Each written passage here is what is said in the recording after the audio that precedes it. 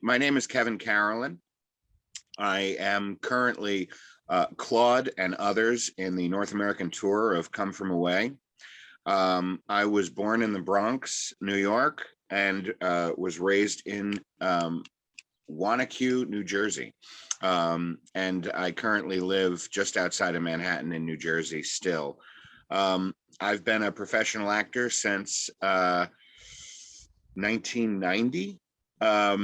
I've been working more or less, consistently as an actor for the last 15 years or so. And before that, it was, trying to find a survival job and getting parts as you can.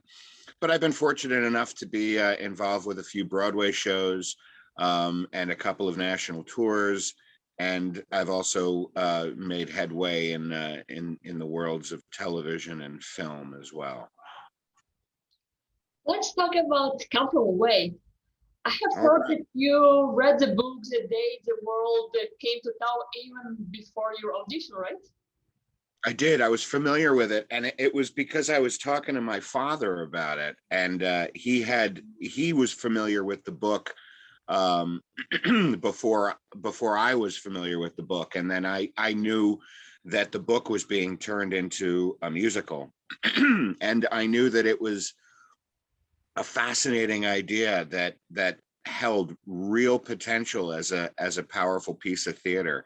I'm glad that my instincts were pretty much right on that. It was just a question of me getting involved with it at some point that I was going to try and do. Were you surprised that there's going to be a Broadway musical about this event? Yeah, it's funny when we describe it to people. Um, we've been we realize that this is more of a 9/12 musical. I mean, it's easy to identify, to say this is what happened on this day, but it winds up being so much more than that, and what happens afterward, and watching people come together and help each other in need. What do you remember about your Come From Away auditions, Kevin? Oh my goodness. Well, let's see. I remembered I was doing a show in Baltimore at the time, and I had taken a day off for a good friend's wedding and from rehearsal. And I had gone up for the wedding.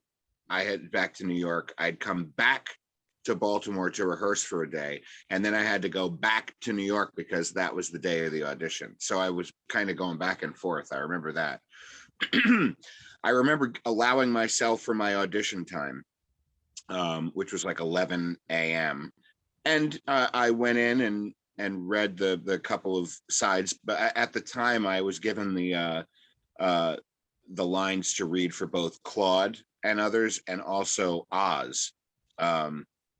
So I was looking at both of those things, had gone in, and then they asked if I could come back at 2 o'clock for a movement audition, for learning a little of the choreography. I do remember that I feel that dancing is probably my least of singing, dancing, acting that I feel proficient at. I can move, I certainly don't qualify myself as a dancer. But I do remember going in for that particular call, whether the steps were right or not. I just wanted to be, as the phrase goes, strong and wrong. I just wanted to have that big smile on my face that I was happy to be doing what I'm doing, whether or not the feet were doing the same thing. And I wasn't afraid to to be like, if I was tentative about a dance audition, I find that I would see myself in the back of the room, close to in the back row, kind of hiding away from everybody else. And I had decided, at least for the Come From Away audition, and I think one or two before that, where I just said, I'm up front. You're going to see me in the front row with a big smile and my little bandana tied to my head to catch the sweat that I'm about to start dripping all over everything, and I'm ready to go. And I think that helped. It certainly was enough, projecting enough self-confidence to kind of convince me. It was really a great day. Although I will say that when I was on the train ride home, I started to replay everything. And I started to go, oh, maybe I didn't do this right. Maybe I didn't do this right. Anyway, suffice to say, by the end of the train ride, I had convinced myself that I am not in the running for this part and I will not get this part. And I had to start forgetting about it like we do when we go in for auditions. And about 5 days later, I had gotten the offer. What was fun about that one was I was back in Baltimore, and it was a Sunday night. It was a late Sunday night. And my agent had sent me a note from casting just saying that, you know, Kevin will be getting a call tomorrow with an offer. So to hear that on a Sunday night, a late night, it was like maybe 11 o'clock. There wasn't anybody that I could share it with. Everybody was asleep. You know, I wasn't going to call and wake anybody up to tell them this. And I had like, I'd say about a good 3 or 4 hours of just being like bouncing off the walls, not being able to tell anyone, but being incredibly excited that I was going to get to be a part of this journey. Wow, such an incredible story. Kevin, what was it like learning all this choreography? Oh my goodness. You know, it's very funny that to give you an idea of how we feel about the choreography and Come From Away. James Doherty, Patty Doherty, who's playing the Claude role in the UK, sent me a video on Twitter last week, and it was just the moment when everybody breaks to form the first airplane, which is a big moment for all of us to get right because everybody's moving in every direction. And it was so much fun to see that and then hear the applause after they nailed it. And it brought back a lot of memories. The choreography, every moment that Kelly Devine choreographed for this show is rooted in story and meaning. You know, there isn't a thing that's moved without a reason, you know. And sometimes it's character, sometimes it's my job to just make sure that that table winds up over there before that person runs into it. And it's daunting, but it's one of the things that the production team was so right about when they asked us to be as off book as possible and not holding the pages when we started staging the show, which is it's a little disconcerting because you're used to having that security blanket of holding the script with you. They were 100% right. And it made so much sense because it really freed you to concentrate on. I mean, you could still call for line, you know, there was not any, you know, you've got to be letter perfect, but it was really, really helpful to not have the book in your hand so that you could stick a chair in your hand. Can you actually see the errors on the spike marks during the performance? Not so much, not to know what direction you're going in. You're really going off of like what amounts to be small like L, you know, that are in the floor, just like one line here and one line here, and that, and then you know what goes in this corner right here. And yeah, it's challenging for me. If I was one of the 6 actors that cover all of these roles, I don't know how I would keep my head from exploding. I mean, because I have to know this one, this one, this one, and this. But these covers that we have will have to play one role one day and one role another and know the difference between those tape spikes. And sometimes they use that same spike for both characters, but for 2 totally different moves. So anytime I feel overwhelmed, I really try and put those guys in the front of my thoughts. Come from away standbys are absolutely amazing, like They're superheroes.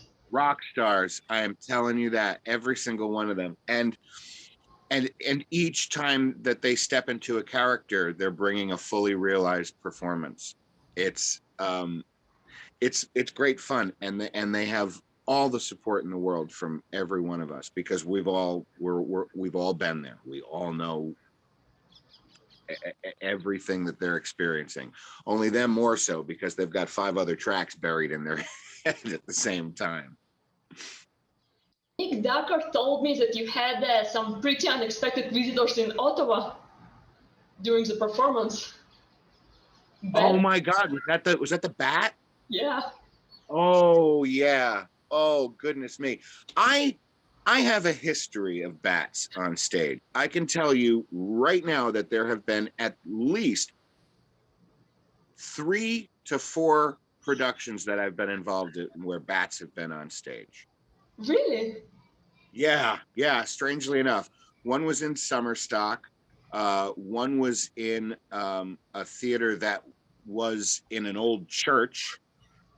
And let's see, I think the other one was on tour as well.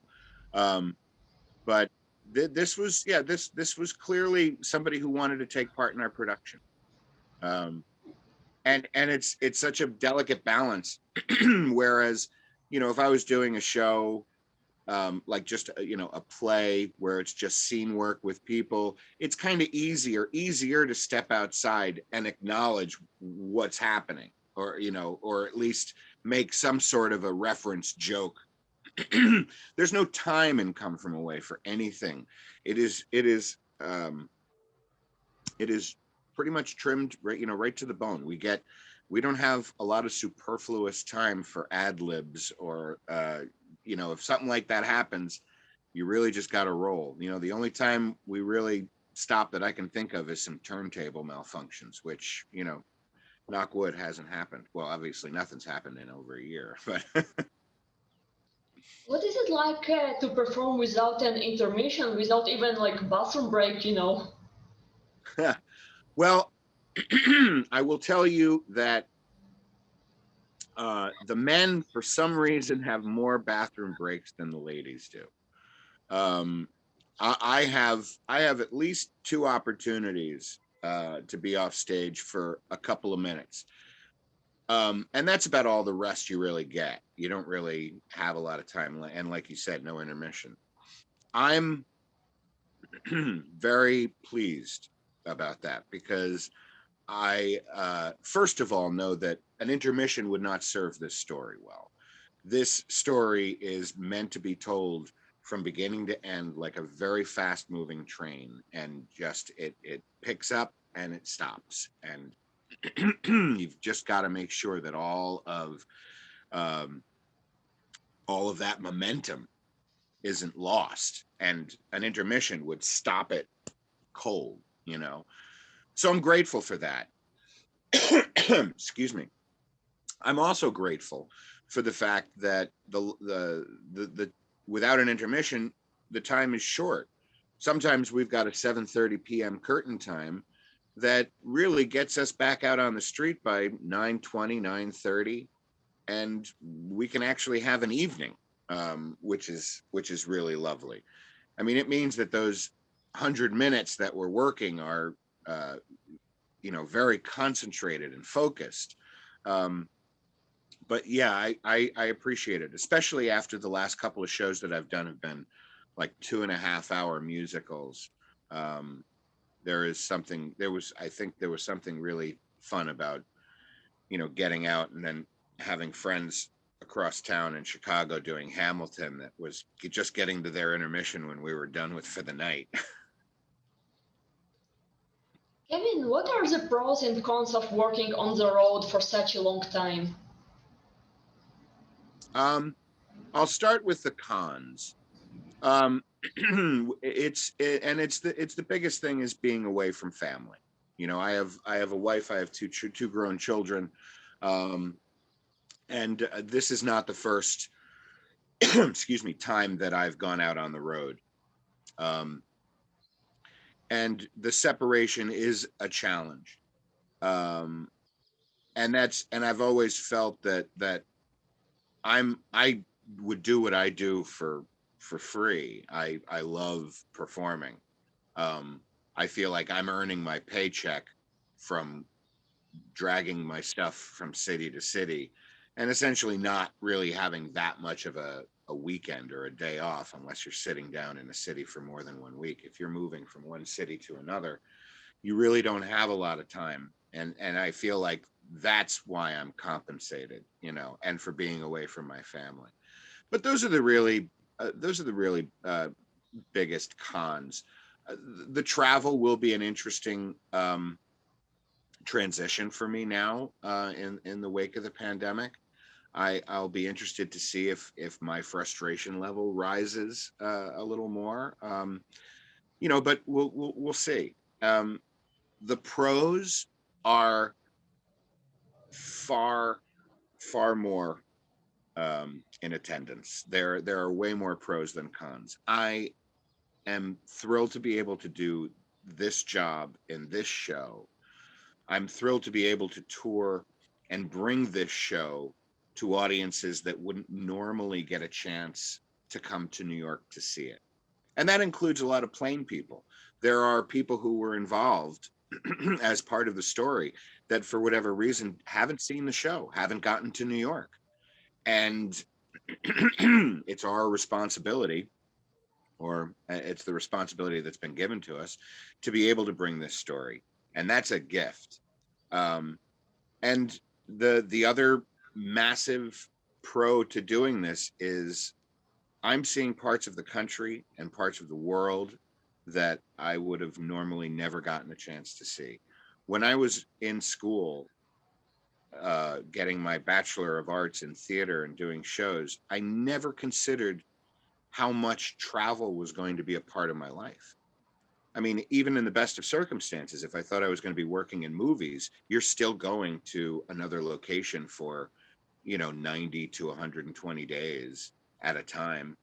And I didn't realize that travel was going to be a part of it. But I'm thrilled not only for that, but what I've been able to do for those times when I have been able to have my family with me. The gift of giving my children opportunities to see parts of the world that they normally wouldn't get to see is a is something I'm really proud of as a parent. And both my children have no fear of travel, and I'm glad for that. Is there anything else you would like to talk about, Kevin? There isn't anything specific that comes to mind, but I will tell you that you are the first person that I have talked to about Come From Away in this fashion in almost 18 months. Awesome. So it's a great yet strange feeling to be starting this back up again after the world stopped. It wasn't as 9/11. It wasn't 5 days. It's a significant amount of time, and I do think that telling this story again is going to be um, a great reminder to people about that precious time that we've got, and the gift of sharing it, and the gift of being a neighbor. It's exciting. So I'm glad to be able to talk about it again. Um, and thanks for letting me dip my toes back into that world a little bit. Thank you very much, Kevin. I look forward to seeing Come From Away again. I really miss it. Me too. Thanks. Take care. Bye. Thank you very much. Bye bye now.